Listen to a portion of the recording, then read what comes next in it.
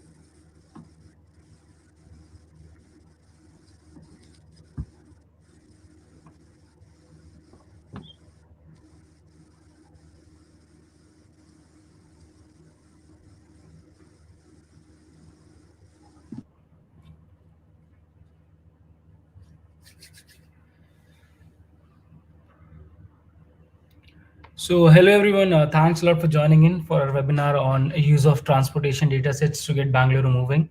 So for today's session, we have Ravi, who is the head sustainable cities and transport at WRI India. We have Subhadeep, who's the project associate at WRI India, and we have Prateek Diwan, who's the senior associate at WRI India. So thanks a lot for joining in. So I'd like to quickly invite Ravi for today's session and talk on data formats transportation and data use cases of buses. So over to you, Ravi. Ravi, you're on mute.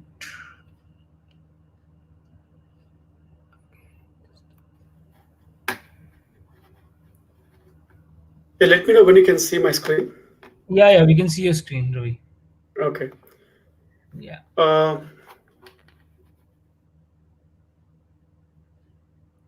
everyone. Good evening. And it's nice to be talking to you about the data sets in transport, especially in bus and rail and train or metro and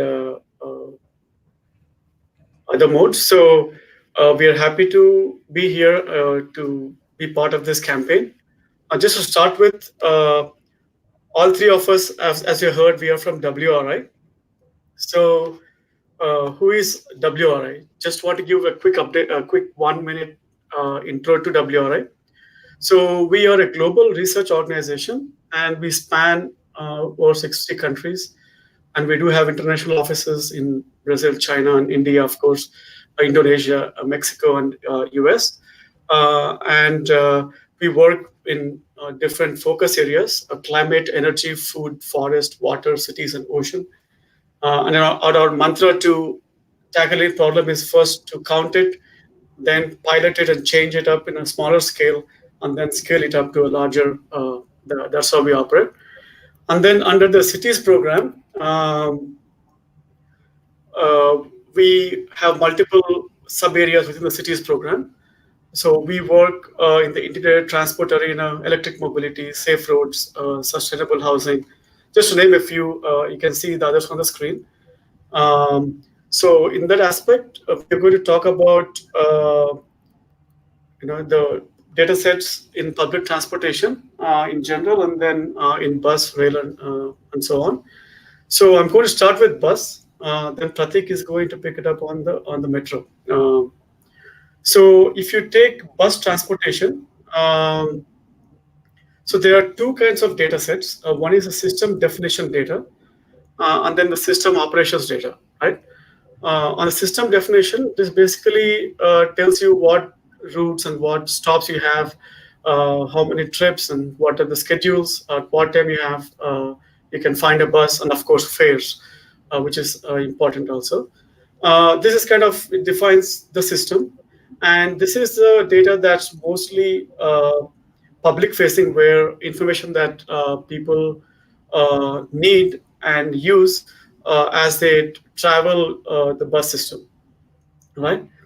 And then the basic format this data is generally available is in a CSV or Excel format. And most widely used across the globe is a format called GTFS. It's called General Transit Feed Specification. Actually, I have a link here. So if you go to that link, you can see what the format is. It's the same data, but put in a different format that's used globally. Uh, when you search on Google Maps for your trips, that's the data behind it. And on the system operations data, you have, as the buses go around the city, you have ridership data, fare collection, the automatic vehicle location data to where the location of the bus can be tracked at the uh, ITS, TTMCs, and then of course the driver and fuel monitoring data. And depending on, I'm going to go to the next slide to explain you what it is. Uh, so on the system definition data, this is where how public or passengers interface with that, where it can be in Bangalore, the My BMTC app, where you can see the nearest stop to you and find the trips. You can plan your trip, or you can go to BMTC website, and also if you go to Google Maps, you can search for directions and you can get it. That's where the system definition data is generally used. And then on the system operations data, there are many tools. Depending on what tools a public bus transport agency has, the amount of data you have is going to be different. So these are different systems and tools that can be implemented in a bus system ideally. Um, and when it comes to BMTC, they have a ITS system where they can track the bus location uh, uh, on a regular basis. On every few seconds, they can ping the location and find the bus where it is. And then on a not on a full scale, but on a smaller scale, they do have a passenger information system. For example, if you're at a bus stop and call the TTMC or customer service, they can tell you like how far away the bus is and all that, because they can track the bus. Ideally, if you have an app where you can actually see the bus, then that's the power to the passenger. Um, and then the use case for the system operations data with the bus data. So actually, if we go back a couple of slides, yeah, there are two arrows here, right? So it's a feedback system where you have your routes, trips, and schedules and all that, and then the bus is going to operate that and it's going to generate a lot of data.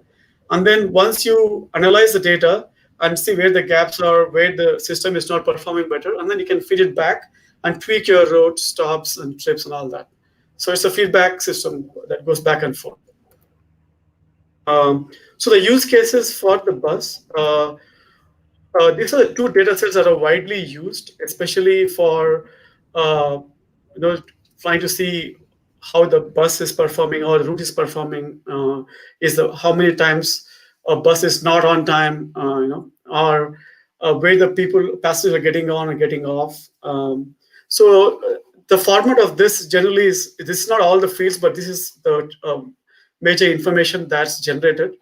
The first one is from the electronic ticketing system, which BMTC has on most of the buses, not all the buses, where they can track the route number, the origin bus stop for a trip, the destination bus stop, and then how many passengers, the fare amount, and all that.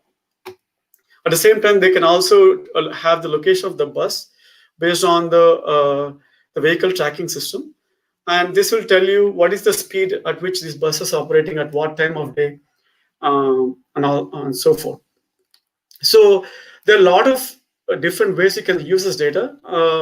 In view of the time, I'm going to just show a few use cases that we have played with. There are more that we played with, but I'm going to just show a few today. The first one is based on your passenger data. You can quickly at a high level see where is where is a lot of activity happening, where a lot of boardings or where a lot of alightings of these passengers happening across the system. So this is like a heat map, like an X-ray that where you can see the bright white spots are where there's a lot of boardings happening, and then as the lighter colors, the lesser the boardings. I do have two iterations here. One is with Majestic and one without Majestic, because Majestic is like uh, it's it's an odd man out. There's a lot of ridership that gets on that location.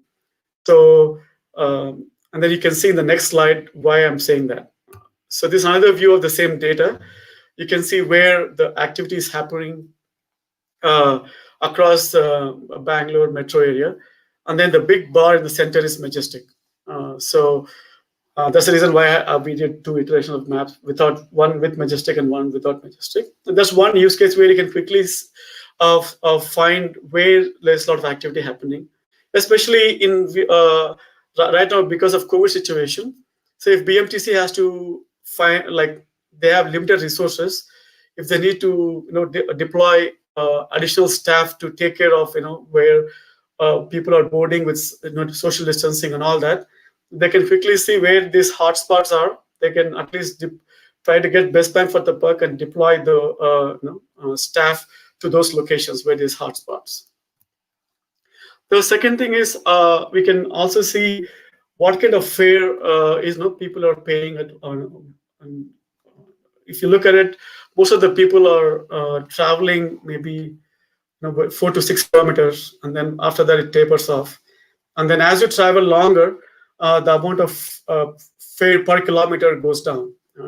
For shorter trips, the amount of fare you're paying per kilometer is higher. So just we can also get a sense of we can assess the impact of if you change some sort of fare, how is the revenue is going to change, get affected, and all that. And then you can also see your on-time performance to see whether your route is, what section of route is performing. In this case, there's just a hypothetical data here where this particular stop, the bus is on time only 63% of the time, whereas at this bus stop, it's so you can using the VTS data, we can also measure the on-time performance. And then you can also see what's the loading like. What section of the trip you have maximum load. In this example of this particular route, the particular trip, initially when the bus starts at the Majestic, the load factor goes up, the ridership occupancy. And then after 4 stops, the load goes down, and then again it picks up, and then it drops off at the end stop, right? So you can see what is the load, and I'm going to show two more slides on this data, how this occupancy can help you, especially in a situation like COVID. How do you plan for your services and all that. So this is a short exercise we did. We are trying to still refine this. Say because of COVID, the capacity of the bus now, as is cut into half. Now you need to figure out, if you have to serve the same demand. Right now, the demand is not there, and they're not fully operational. Say 6 months down the lane, or when you have the ridership back to what it was pre-COVID, but your capacity, you still have to maintain the social distancing, and you cannot have people close to each other. Uh, what sort of additional trips you need to perform? We use the data from electronic ticketing machine, where we have passenger data. We use the occupancy factors on each route, and then we kind of said, okay, what, especially during peak hours, you would need at 54% additional trips. And then we can also slice it down by which depots would need more buses and more trips if you have to prioritize buses or depots. So these are some of the use cases which I thought I could share today, but there's a lot more you can do. Right now, the way ticketing works in BMTC, you cannot get true origin destination, but you can at least for the final trip that the passenger is making, we can find the what are the most frequently used destinations, and then, for example, now second phase of metro probably will go live in the upcoming months. So we can see, like, what, when the metro comes on, how much of redundancy is there with the bus system? How can we tweak the bus system to work in complementarity with the new metro, so that they work in tandem and not compete for the same riders. So things like there's a lot more use cases, but in lieu of time, so I just showed these few. That's it from me, and then over to Pratik. Thanks, Ravi. I think that was very, very useful, given how buses sort of are the backbone of the city, and how even during COVID and post-COVID, at this point of time, how can you efficiently use data in figuring out, how do you deploy services, and deploy services, and how can you actually reuse your fleet in particular ways, right? So just coming to the metro bit, give me a second. I think there is some. Ravi, can you open up the presentation again? I think there is some error. Yeah, sorry. Thanks, Ravi. So I think just coming to Kochi, right? I mean, we did one of our work in Kochi was to actually work with the metro, just to understand how can they use data to make their services very, very efficient. And just as Ravi mentioned, buses are fixed route, but they're still roadways, so they still sort of have dependencies on other vehicular traffic, and sort of for them to adhere to their schedule becomes a little harder. However, when it comes to metro, because it's fixed corridor, there is a chance that they can. I mean, there is a chance. There is a 99.8% accuracy rate for timings for metros across 13 cities. So what that does is actually allows you to not really use the vehicle information, so to speak, but actually use data that you collect from commuters that use the services to efficiently optimize your services. So from that perspective, what we did was we took a few data sets. We worked in tandem with Kochi Metro Rail. We said that, why don't we use ticketing data? Why don't we use parking data? Let us use bus data, some public bicycle sharing, some amenities across the city, just to understand, where are people coming from, where are they traveling to, and essentially, if you have to make the metro system very, very viable, as well as provide the same sort of commuter experience that it does, how can you use data to make it more efficient? Ravi, if you can go to the next slide. And here we talk about what we've built for them. So we built a platform that uses their ticketing data, their parking data, and other data sets that I spoke about to sort of provide a dashboard like this. Essentially, if you see, there are 12 tabs on the left, and what we've done is we've collected this data from commuters based on their ticketing habits, on how what kind of fare media they're using, where are they traveling from, where are they traveling to, if there are trains that are needed in a particular direction, this is how you do it, right? If you see, there's a link in the bottom, and this slide can be shared with you. If you go to the link, there is the platform that you can play with, and you can see there are a bunch of filters on the top where you can select the station name, the month that you would want to see how services were deployed, by filter it down by weekday, weekend, the time, the day, so on and so forth. So just going to the next slide, if you see what the primary objectives for this dashboard was, right? It was actually to understand how commuters are traveling, and essentially how the metro, not only in their current line, but also future lines, how they should understand and map their services to commuter travel patterns, and how they can actually influence so that commuters take more metro, more public transportation as compared to taking their own vehicles, right? So what we did was we looked at boarding and lighting patterns. We looked at peak hour, peak direction traffic. Where are people traveling from? What time of the day? How are they using the metro services? We're also looking at temporal patterns, based on seasonality, based on days of the week, weeks of the month. What is that to to stations that is that is serving the highest ridership, and what their payment patterns look like, right? People have the option to use single ticket journey tickets. They have the option to use QR codes, their smart cards, so on and so forth. So all of that data that you have from the automatic fare collection machine, the AFC gate, that is something that we use. We also sort of broke it down into station specific characteristic. While there is a network of about 10 stations, each station also is a small business unit on of its own, right? So it needs to also service not only the people traveling across the metro, but how do they actually interact with infrastructure, with services at the station itself. So that is something that we also broke it down into. We also broke it down into the efficiency of the Kochi metro, right? If I have to use the metro, how much time am I actually, what is my total travel time looking like, right? It's has to do with how much time do I spend waiting at, ticketing offices, at the gates, at the platform, in the train, and then the same thing when you go to the exit station as well, right? So that is something that we broke it down into to really see where is crowding happening and what can be done to make it more efficient, and sort of just using all these primary objectives to understand, if the metro system employs a lot of people, right? It has guards, it has ticketing officers, it has cleaning personnel. So what is the best way for them to schedule their roster as well? That is something that was a spillover effect from this platform as well. Ravi, if you can go to the next slide, there are a few screens that I would want to show to you from the Kochi platform.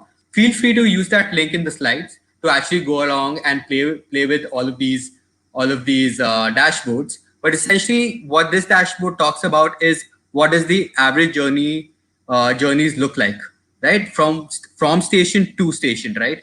And essentially, if there is, there are, if you're traveling from one station to the other, and there's an example at between 7 a.m. and 8 p.m. What does that average travel time look like, right? How much time does it take to enter? How much time does it take to travel, to exit? Between these two stations, we can essentially figure out depending on the data that we've collected, right? And these are for commuters that are using single journey tickets. These are for people that are traveling between these two times and between these two stations. If you can go to the next slide, Ravi. The next slide sort of talks about, what that peak direction during a peak hour travel looks like, right? And if you see these two lines, they're basically two directions, right? Either going from Alua to Maharaja station or from Maharaja station to Alua back, right? And if you see during 12 p.m. to 1 p.m., right, in the month of March, we can look at how many onward travels and return travels have been happening. So you can sort of figure out that they're not the same, right? It's 955 onward travel and return travels are 965. So there are 10 more people that are actually traveling in the opposite direction. They might not be boarding from Alua itself, but they are traveling back to Alua. So these are sort of the insights that you could sort of say that any hour of the day, how do you look at deploying your trains in a way that you're able to service people in the best possible way, but also sort of not have so many trains deployed that they're going out empty. Ravi, if you can go to the next slide. And that's another, revenue is really, really important, right? And essentially for a metro, it happens through transactions and through non-fare revenue. But here we're just looking at the transaction slide. And if you look at, the people who are using QR codes in January during weekdays between 8 a.m. to 2 p.m. And if you actually break it down further into, what does it look at between 9 to 10 a.m., these are the sort of entries and exits that are happening at each station, right? And that can sort of tell you that, during this period, people are traveling in a certain direction. They're not coming necessarily back. So your one line that's going from Alua to Maharajas sort of needs to service these many number of people during this particular hour. Ravi, next slide, please. And like I said, each station is a small business unit in itself. So it needs to manage its infrastructure, so machines, AFC gates, so on and so forth. It needs to manage how many people are deployed at a certain during a certain period, and how many transactions are happening, how many tickets are happening, entries, exits, so on and so forth, right? And this dashboard sort of gives you a very bird's eye view of at any station how it's doing, right? What that efficiency of a station looks like in terms of revenue, in terms of boarding and alighting, so on and so forth. If you see, there are two more tabs here. One is called the failures overall, and the other one is called the parking volume, right? And essentially, it talks about failures are of two types at a station, right? When it comes to actually using the infrastructure at the station. One is the AFC gates itself, where you put your card or your ticket, and the other one is when your ticket is being generated. So at any of the ticketing counters or at the customer care counter.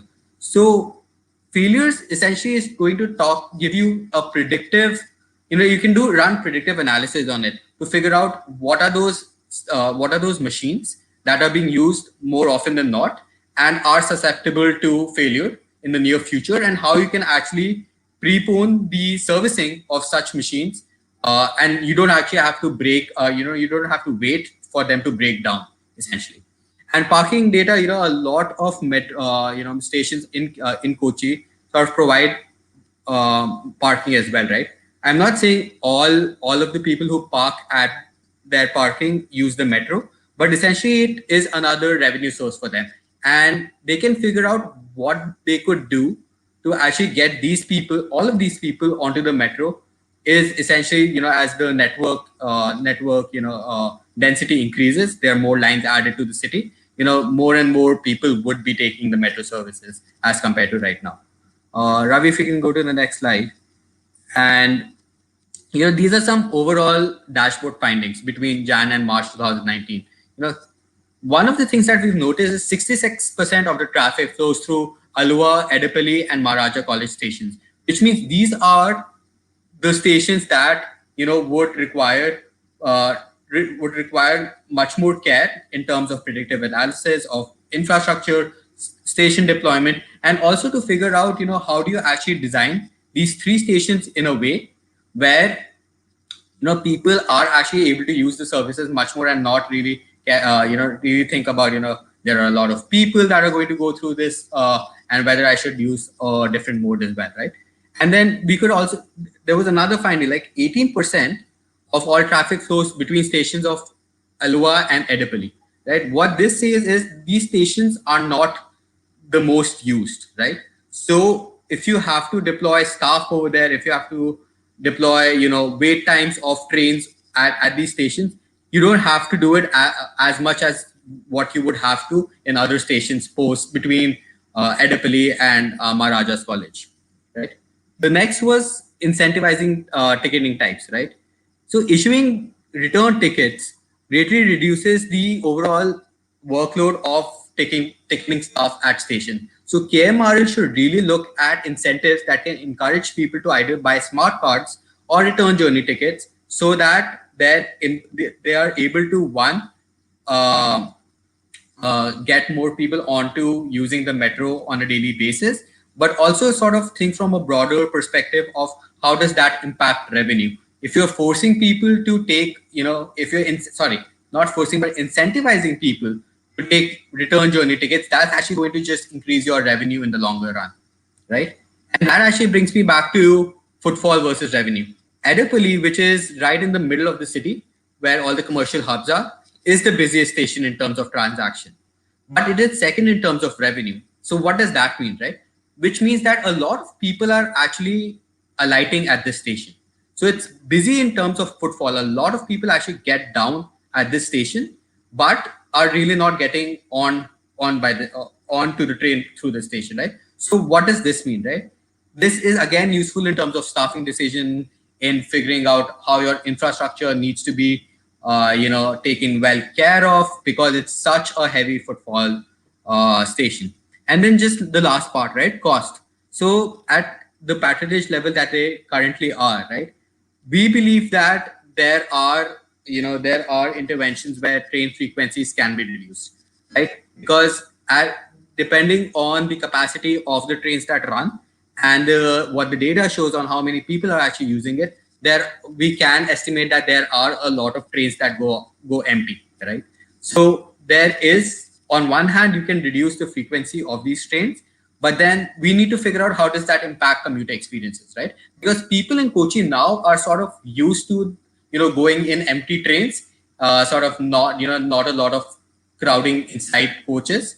But if you do reduce these levels, right, these train frequencies, there will be more people per coach, per train, and that might impact commuter experience, that might deter people from taking the metro in the first place. So how do you strike that fine balance between lowering your operating costs but also ensuring that that your commuter is very satisfied as you go along, right? Next slide.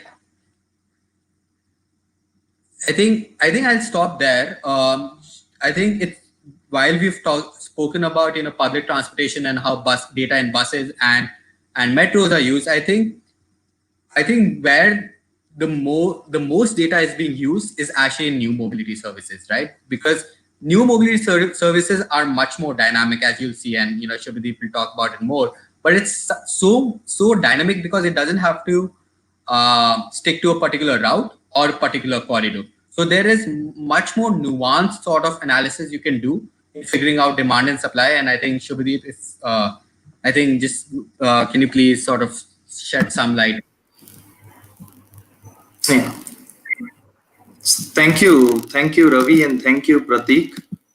Thank you for that insight into data usage for metro and buses. Well, let me start with talking about um, I about Uber. Uh, Ravi, if you could go to the next slide, please. Okay. So I want to take you guys through some of the usage of the data collected by mobility as a service providers or new mobility services, and show you how these data sets can be useful from the point of helping the enterprises, assisting the government agencies in city infrastructure planning, and how data is a key element in deciding commuter comfort. To start with, let me discuss with you an exercise I did in my education curriculum. Here I had access to a static data set from Uber with only details of their request ID, pickup point, driver ID, status of the trip, whether it's completed, whether it showed as no cars available or it was cancelled. Then there was trip request, that is trip request time, date and time, and we had the trip end date and time. Uh, because it was an educational exercise, I knew what I had to find from the business point of view. I had one clear objective, which is to identify the root causes of the issues like cancellation and non-availability of cars, and recommend ways to improve situation. But when I started going deeper into this data set, I could find a lot of good insights about it. So I'm just going to take you guys through it. After the data cleaning work, when I started with the analysis, this is the first observation I could observe, that maximum requests are coming in the early morning and morning hours of the day, and again during the early evening and late evening hours of the day. And as we move ahead with our analysis, we started to discover more interesting things. So Ravi, if you can just take me to the next slide. So yeah, now my next slide helps me understand that at early morning and morning hours of the day, when the demand is maximum, I can see that maximum trip cancellations are happening. Also, the highest number of occasions where there is no car available is mainly at the night and late night hours. Further, adding to that, maximum trip cancellations and cases of non-availability of cars for pickup are more inside city area. Consider this. A city having 1.7 lakh by the service providers. A recent survey to travel by taxis.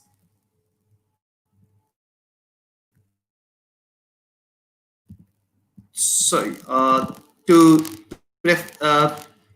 reveals that 33% of people prefer to travel by taxis or cabs, yet they receive rejections. In such case, what do they do? Probably buy their own car. I want to take to the next slide. Ravi, if you can take me to the next slide. Yeah, and there is more to it. We can see that in city premises, that there isn't much of a significant difference in count of cancelled trips on each day of the week. However, we can clearly see that the count in the number of cases of non-availability of cars on Thursday and Friday are higher. We don't know the reason, but our data tell us that yes, there is a demand-supply gap. Moving on to next slide. Maybe. Okay. Now, when we further break it as per the different time of the day and compare them with their pickup locations, it is evidently visible that inside city premises, demand is higher in early morning and morning hours of the day, whereas we see the peak demand for pickup at airports in evening and night hours of the day.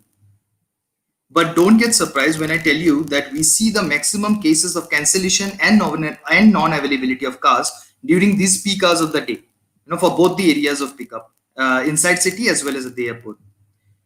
Clearly, anyone who has arrived at the airport in the late evening hours can relate to it when you have to stand at the Uber queue for such a long period of time, reason being lack of cabs. Taking us back to the same question, why this gap?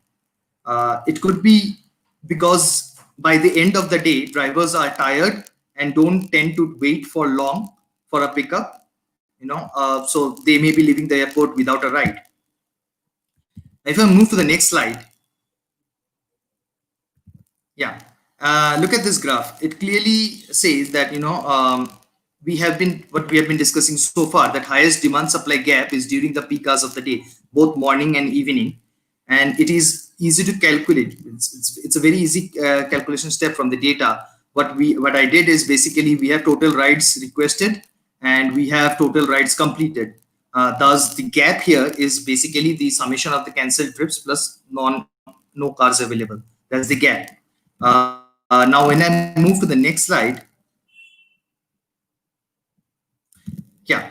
So consider this a company, company that has millions of customers across the globe, not just in India, and experience such a high patronage, yet face such issues not because of technology but because of ground operations.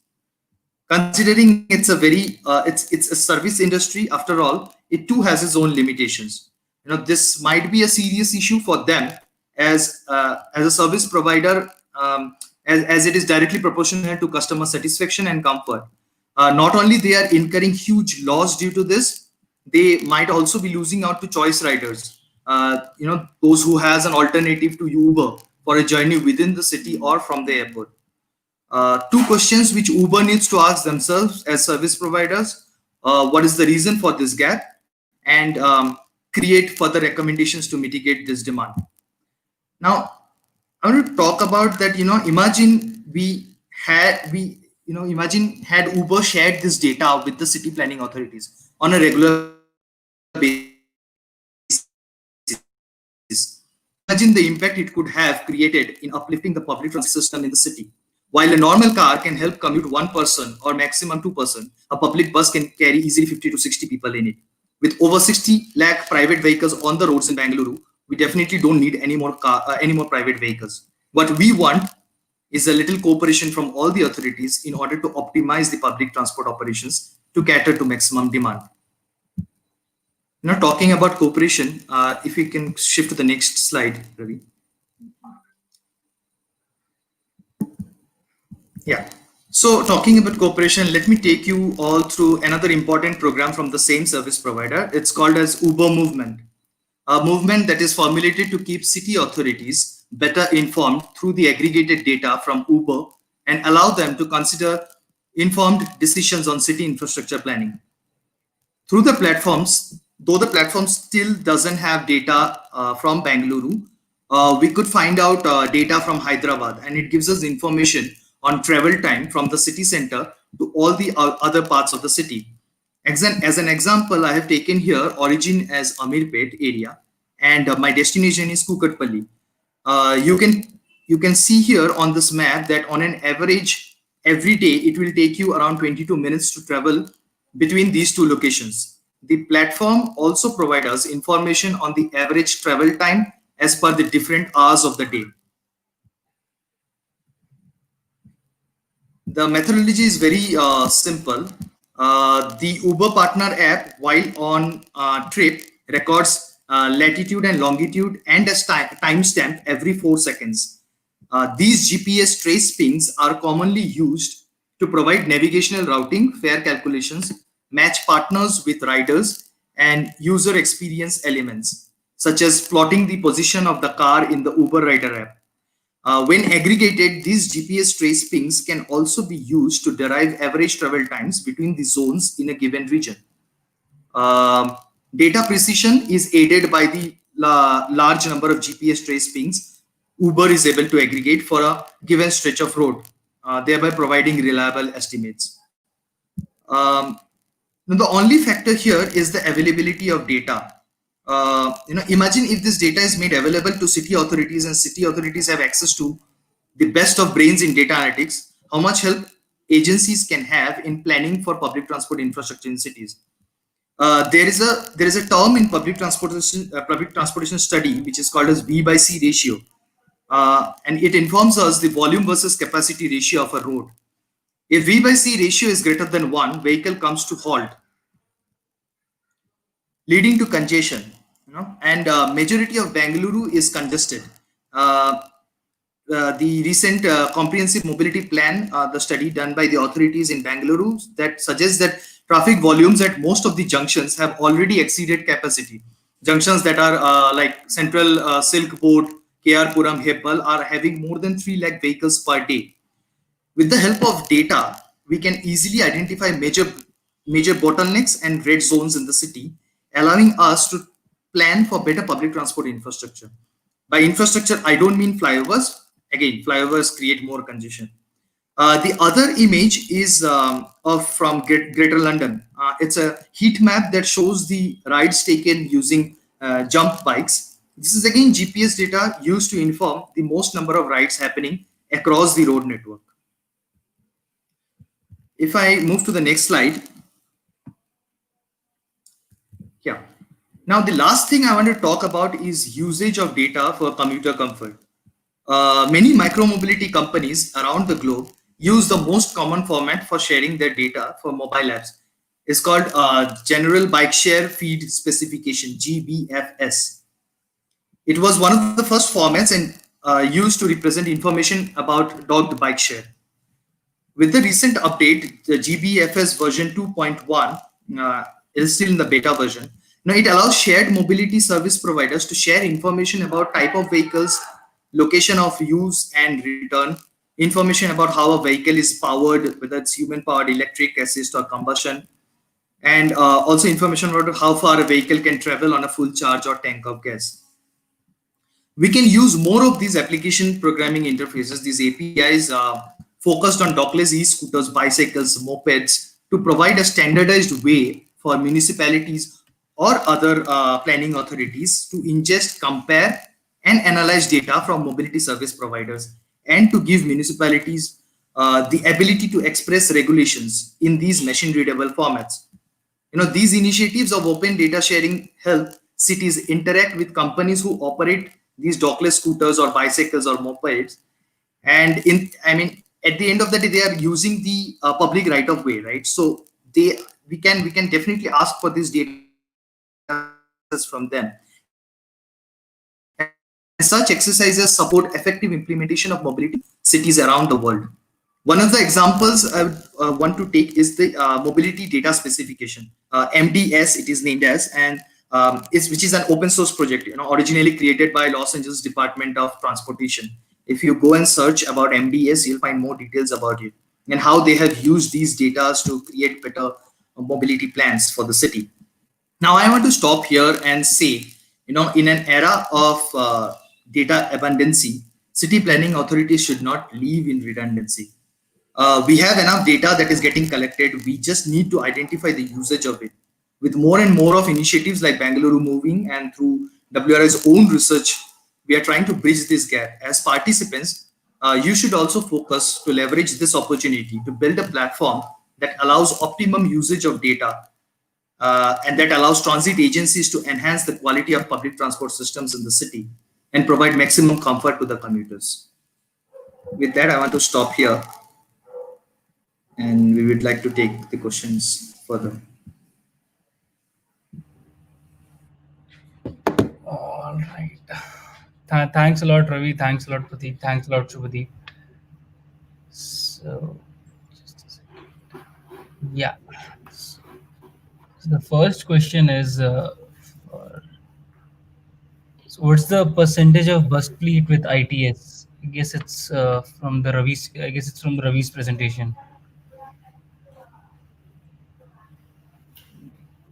I I think as believe. far as vehicle tracking system, can you hear me? Yeah, yeah. Yeah. So as far as the vehicle, there are two aspects I talked about. The first one was electronic ticketing machine.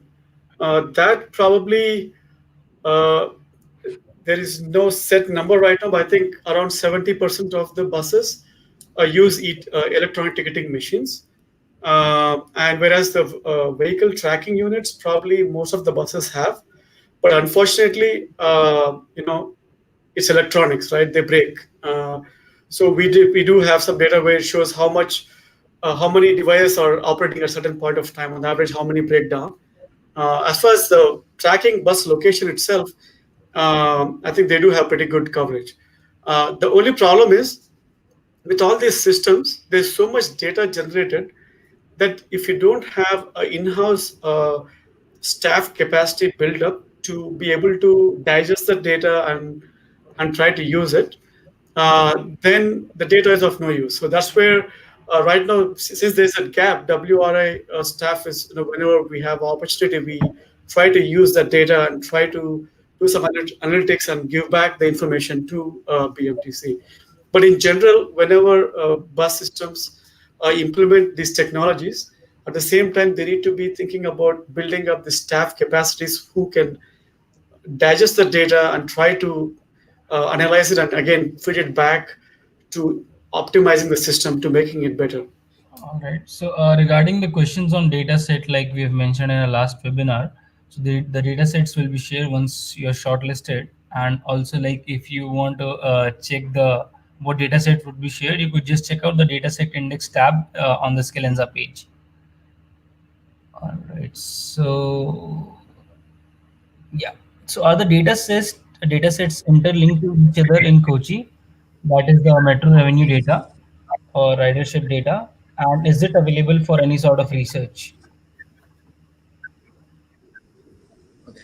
No, I think that's a good question. So, to actually answer the second question first, it's not available to use for any sort of research, only because during one of our programs, we were working with KMRL, and for building this sort of dashboard, they had provided us with AFC data for a period of 3 months. So beyond that, I think under the restriction of working with a public transport agency, while we that isn't available for any sort of research outside the program. But just coming to the first question, right? That's interesting. The metro revenue data and the ridership data, of course it is, right? Because essentially a lot of this dashboard analysis was done by data from the AFC gate. And the AFC gate, which is the entry gate, that sort of collects data from your smart cards, from your QR codes, from your tokens, right? And each of these three fare medias have a rich abundance of data, right? It sort of tells you, what that transaction ID of that card looks like, what's that unique identification code, what the entry time, exit time, what is the current balance in the smart card or the token looks like. Where are you entering it from, where are you exiting, what time of the day, how much time did it take for you to purchase the ticket and actually get to the AFC gate, right? That sort of tells you how crowding works. And with every entry and exit, you collect data on how much revenue was made, right? Entries at AFC will tell you, what that travel distance looks like. It tells you what that holding capacity, that cash residue in the card looks like. And essentially at every entry, that is the revenue generated at the station, right? And that also is directly interlinked to how many people are using the metro. So they both of them are actually related. The ridership data tells you how well it's being used, and the metro revenue data tells you, how much you're making out of the people that are using your services. So they are interlinked to each other. The two that weren't interlinked were the parking data, because that has a different data collection system and a data entry system altogether. So it's not connected to the AFC. So that was a different data set altogether, but you could generally correlate one data set with the other based on when the vehicle was parked and whether, sort of that person used the metro with that, time difference. I think so. So that was the only data set that wasn't interlinked, but the rest of it was interlinked through the AFC data itself. So we have one more question. How did KMRM use such analysis to make the service better? Is there any use case for this? So actually, so while we did it as a pilot, we used 3 months of data to build a platform like this. We gave them the source code. We gave them the know-how to how to actually deploy something like this in-house. While they have an operation control room at each station and for the network itself, which sort of tells you, these are the frequency of the trains. This is the next train that's going to come out. How many people are on that train, so on and so forth. What this data, this platform did was actually come over as a layer on top of the OCC that they were already doing. Right? And they have actually developed an in-house similar dashboard in-house to run analytics like this and sort of help their deploy their train frequencies, schedules, so on and so forth. So there has been a little change if you go to see the frequencies from before and after. Two reasons: one, of the dashboard itself, and second, because the metro network has now been extended beyond Maharaja's College. So if you sort of look at that, that sort of changed the impact of how trains are run and how people are using the services. All right. So Himanshu has one more question. Does BMTC share data with the Bangalore Metro or vice versa? Either way around. Uh, they are working on implementing a fully automated fare collection system, and there is talks between the two agencies to integrate uh, the ticketing system itself. Once they go, they implement the new system. So once it's done, then actually you can actually track the trip, how many people are actually taking the bus and going on to metro and vice versa. But as of now, I don't think there is any data sharing happening. Right. So, guys, we still have 7 minutes. I mean, you can just drop in your queries or questions, anything which you have around data sets and stuff. I think while we wait for questions just on the hackathon itself, right? I think given the analysis that Ravi sort of showed about buses, I showed about metros, and Shubdeep showed about new mobility, I think from a hackathon perspective, I think these are the sort of sort of thought processes you should have while you're working on your solution. Because while like Ravi just said, the metro and the bus don't talk to each other currently, right? But that doesn't, data is sort of an enabler, a catalyst for them to actually talk to each other to deploy their services much more efficiently, right? Like Ravi said, the buses can act as feeders to metros, right? For people to come off the metro and go to their final destinations, buses are feeders. Auto rickshaws can be feeders. New mobility models like the Ulus and the Bounces, they can be feeder systems for taking people onto the train and off the train. And essentially, if a framework like this can be built, through the hackathon itself, a platform like this that can be built so to recognize how people are traveling across multiple modes and how an integration like this can be useful to all parties involved. I think that is sort of the perspective that you should go in with within the hackathon and the concept note itself. All right. So meanwhile, So just to add to that, while the data right here don't talk, like for example, we at WRI are looking at trying to tie the two together, uh, because there's a new metro phase being planned along, for example, Mysore Road.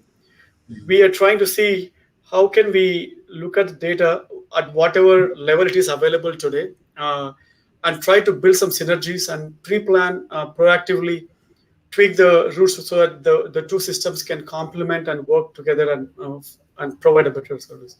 So it's not a perfect analysis, but I think once we have a fully fledged fare collection system that's integrated, then we'll have a lot more valuable data. But even without that, we can still try to infer things.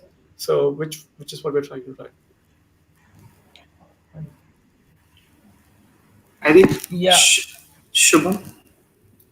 Shubham, just to, yeah, I saw someone with a question here that since we are talking about Uber sharing data to cities, I think this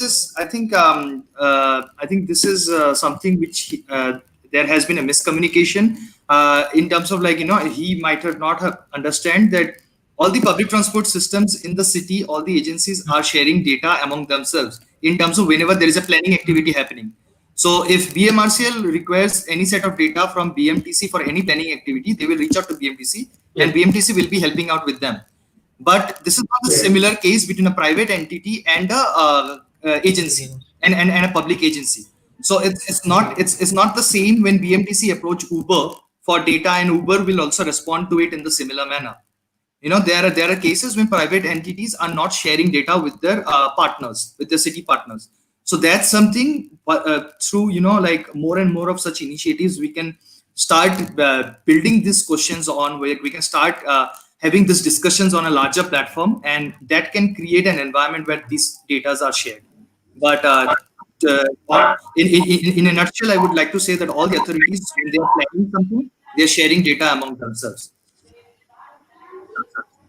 Just to add to that, right? I mean, there is a collaboration between Uber and Delhi Metro.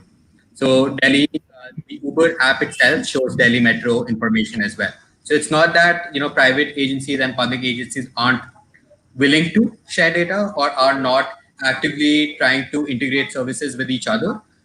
That's been happening. I think it's sort of a more mindset behavior that needs that agencies need to come out of. That sharing data is not cannibalizing services. Sharing data is essentially about enhancing and enlarging the market itself for transportation rather than eating into each other's pie, right? So essentially, that's what the Uber and Delhi Metro collaboration has been, right? They're saying that, okay, let Uber app show DMRC information, but on the same lines, let Delhi Metro stations provide pick up and drop points around the station for Uber vehicles, dedicated sort of pickup, parking sort of spots. And that's been happening, right? Because I think it's a win-win for both, for Uber, for DMRC to sort of feed into each other's ridership and enlarge the mobility system itself rather than just sort of cannibalize it within the same spectrum. All right. So meanwhile, we have one more question, Pratik. How can we ensure what we build can be used and integrated by transport authorities later? So I think this was a question that came up in the last webinar as well. No, yeah.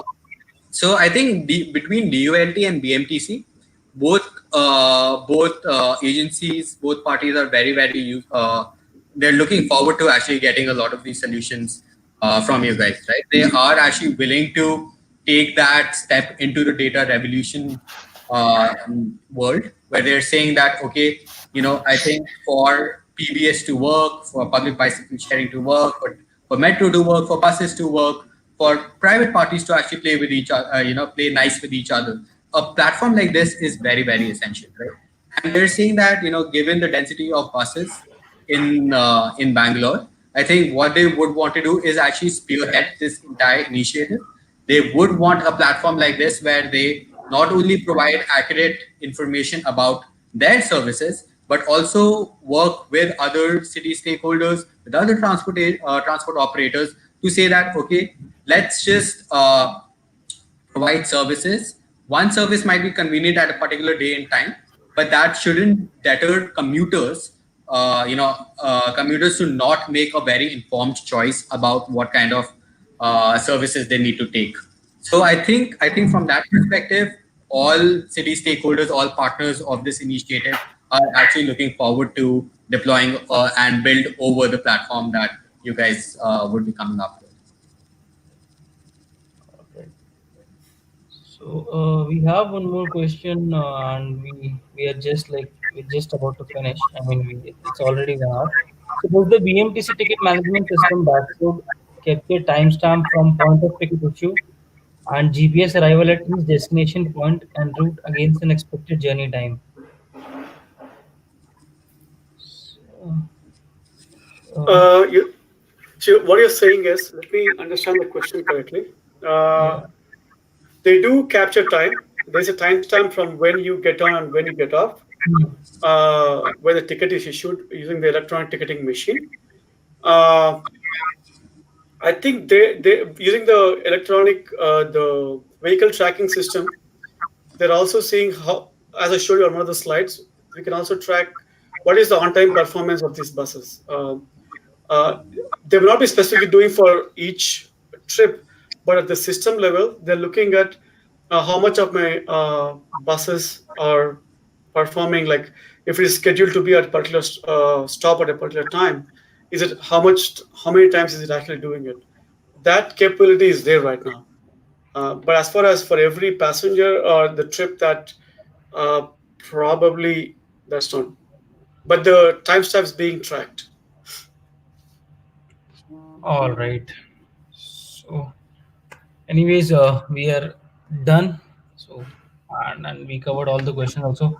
Thanks a lot, Pradeep. Thanks a lot, Shubhadeep. Thanks a lot, Ravi, for joining us. And I'm really very sure it's really informative for our attendees as well, and it will help them in building the concept node at the hackathon. And thanks a lot everyone for joining. So in case if you have any more questions or queries, you can use Skillenza's discussion forum and drop in your doubts over there. All right. Thank you. Bye bye. Right. Thank you, Thank everyone. you. Thanks, Same. Shubham. Bye. Thank you. Thank you.